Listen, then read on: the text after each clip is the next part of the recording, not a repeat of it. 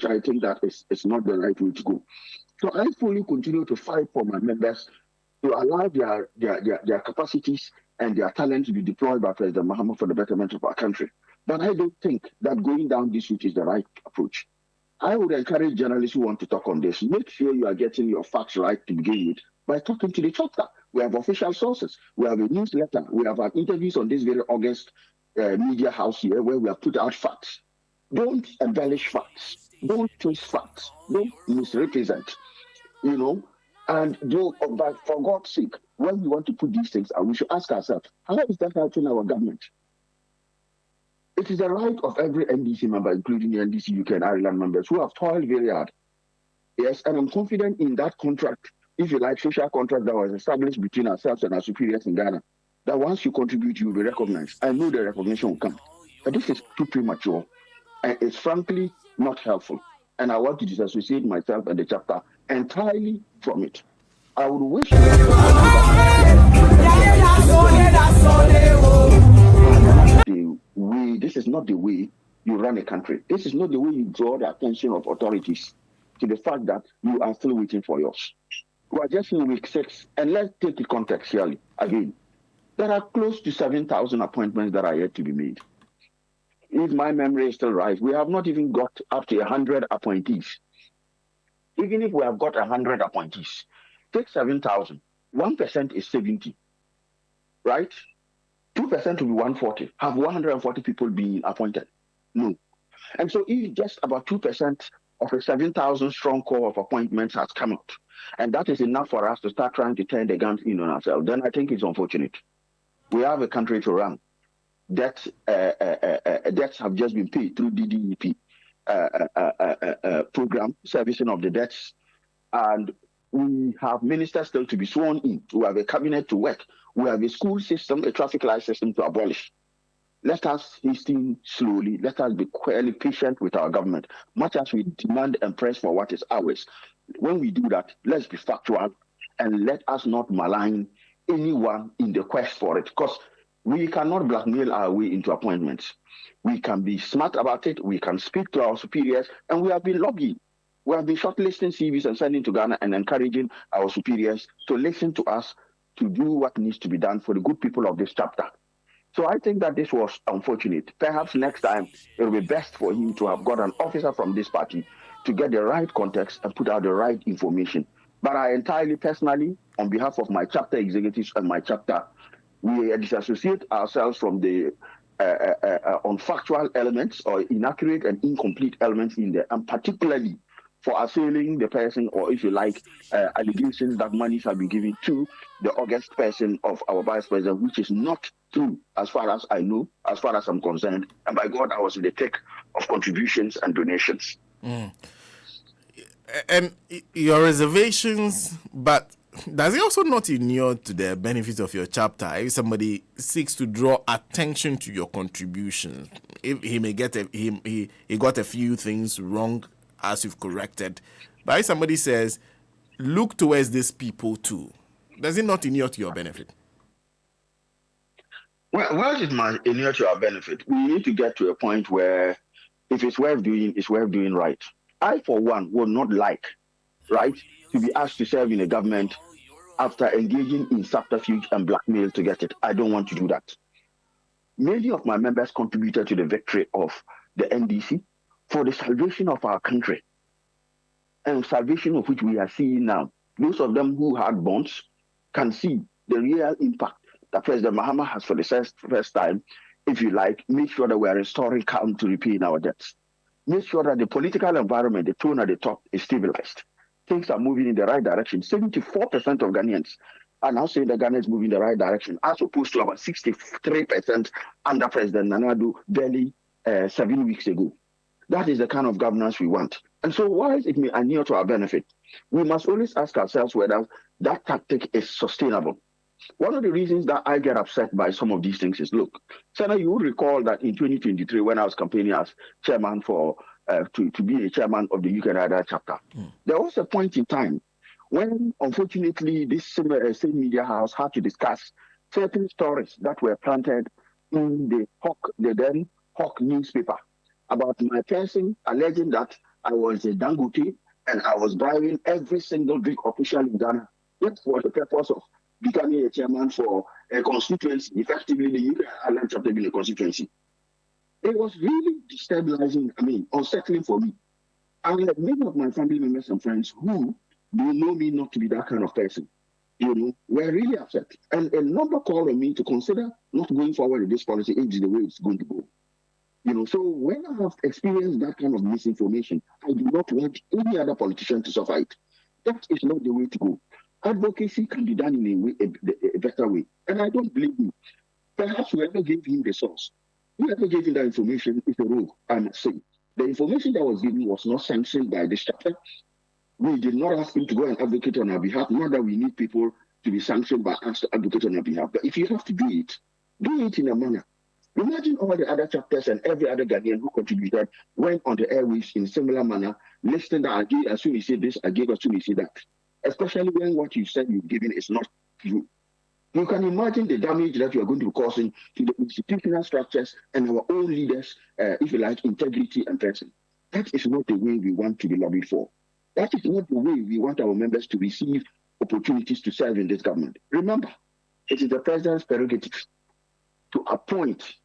It is not, I would say, something that we say by all means. Yes, we may have earned it by contributing and fighting shoulder to shoulder in the trenches for power. But it's the president's prerogative to choose who to select, when, and how. And so I do not disagree that whatever they may have done may potentially in your benefits. But if I were an appointing authority, you cannot hold a gun to my head to appoint. That is wrong. And as leaders, we must do better. We must know better. We don't want to do the things the NPP did. After all, running an economy down, misusing COVID funds, and you're to the benefit of NPP people. But where did it end the entire country? As President Mahama said, a very criminally managed economy. We do not want to go into that space where everybody goes to do demonstration for appointments. I trust in the judgment of President Mahama. I trust in the judgment of our new government.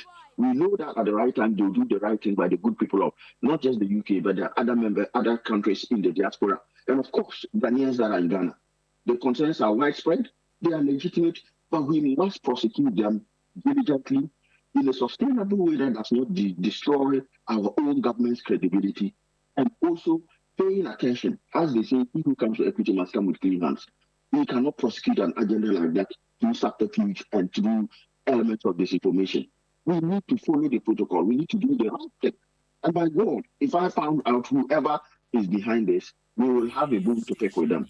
But to the journalists, he may do have done his job, but I think that if you have at least clear this information with the chapter, we will let you know whether we want you to put that out or not, in the interest of the chapter, in the interest of our party, in the interest of our country. And we will also let you know that there are facts. And you don't have to go out there mentioning people's names, especially when the information you have is false. So that is the view we hold on this. We are more than capable of having interactions with the chief of staff and with members of our government through our IRD, boss, Honorable Secretary, Honorable Dr. Kalahin. We are more than capable of doing that. We welcome people who lobby for us. But do it the right way. Don't do it in this kind of Machiavellian manner that yields no tangible, if you like, a goodwill for all parties involved. Well, that's on that issue. But I realize that you highlighted what the president said about is it criminal management of the economy. I know you don't have his information, the kind of information that has led a president to conclude and make such a comment. So, on what basis do you seem to agree with him? Sana, to be honest, even before we took over it was very clear. The writing on the wall was very clear. The way our economy was being managed, the way our debt was being managed, the way people, Foriata and Essential were taking the axe to our economic tree of life, if I may use that analogy. In all intents and purposes, it was not just reckless, but also criminal. When you have people sign a contract, take an example, the ambulance contract. You sign a contract and you purchase ambulances for $140 million, and then sign another contract for close to $170 million for parts and servicing of those same ambulances. Who on earth goes to buy a vehicle for 140,000 Ghana, to use an example, and then buy spare parts and servicing totaling 170,000 Ghana for the same vehicle. After all, is the vehicle not made of the various spares? How does that make sense? And then proceed to immediately make payment out of that. $170 million, that's a lot of money. And to contextualize the fact that the amount that was left in our debt service reserve account was a paltry $64,000. Compare $64,000 to $170 million that was approved on the same day and paid out into the accounts of the husband of the former president, Nana Akufo-Addo's daughter.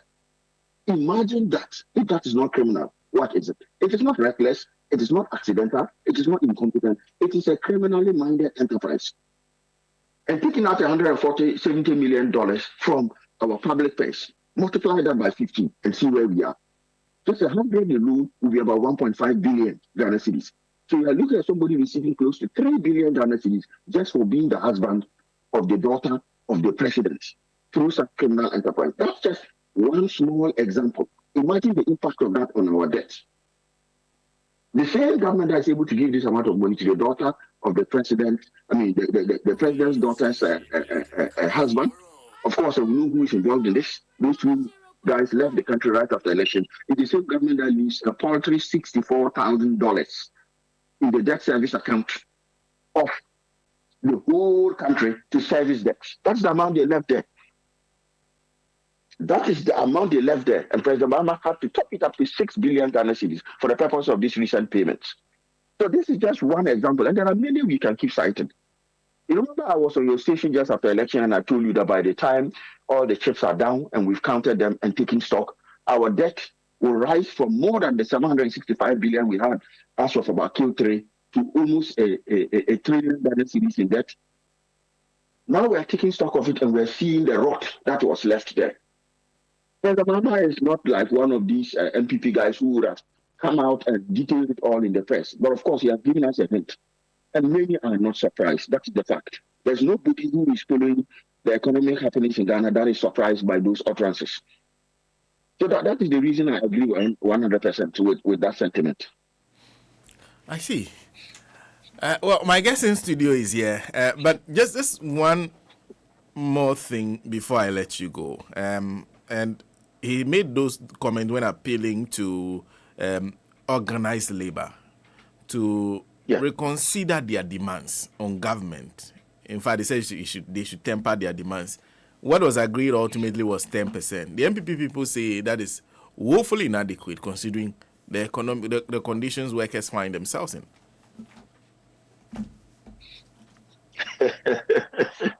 See, the MPP never ceases to amaze us. You know, that statement comes together with Bawumia's recent statement about people he claimed employed being dismissed that should not be dismissed. A situation where somebody did not apply and you just went and collected people, your party full soldiers after losing an election and dumped them on the public purse without going through application, shortlisting, interview, and so on and so forth. And when that due process not being followed is now being asked to be followed and people are asked to reapply. In other words, we make sure there's fairness, you come and complain. You are saying that people are in economic distress at this stage and therefore they deserve more than 10%. Now, who caused them? Who caused the economic mess here that the people are going in?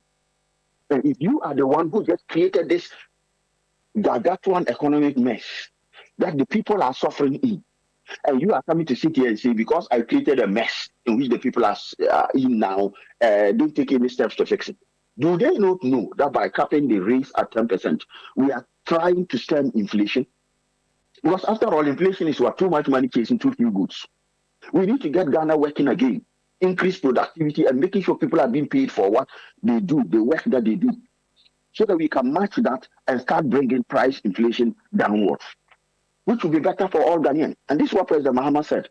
Bear with us. We are all in tough economic times. We have just inherited an economy where we have been capped at borrowing no more than $250 million.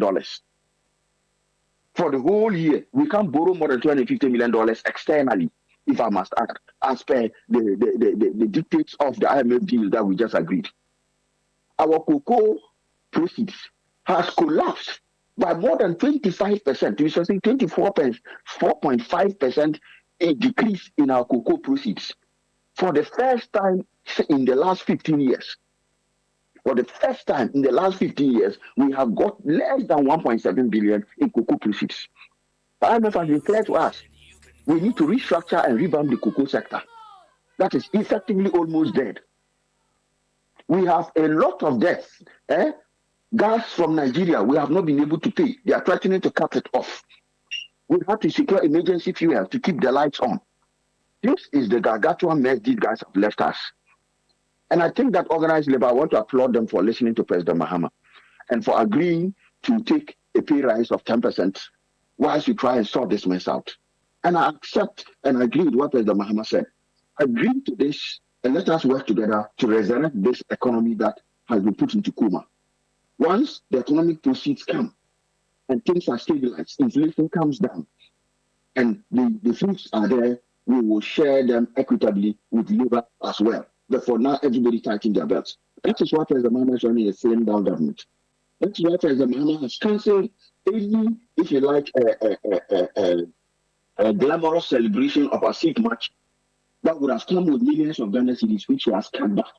That is why President Mahama is being prudent about our debt, our finances, and at the same time have directed that all government institutions should avoid any capital expenditure in their projects that would have been financed from outside. These things President Mahama is doing to stabilize the ship, stabilize the economy, whilst we're able to prioritize paying our debt so that our credibility comes back up and it allows us to engage meaningfully with debt to be able to grow the country.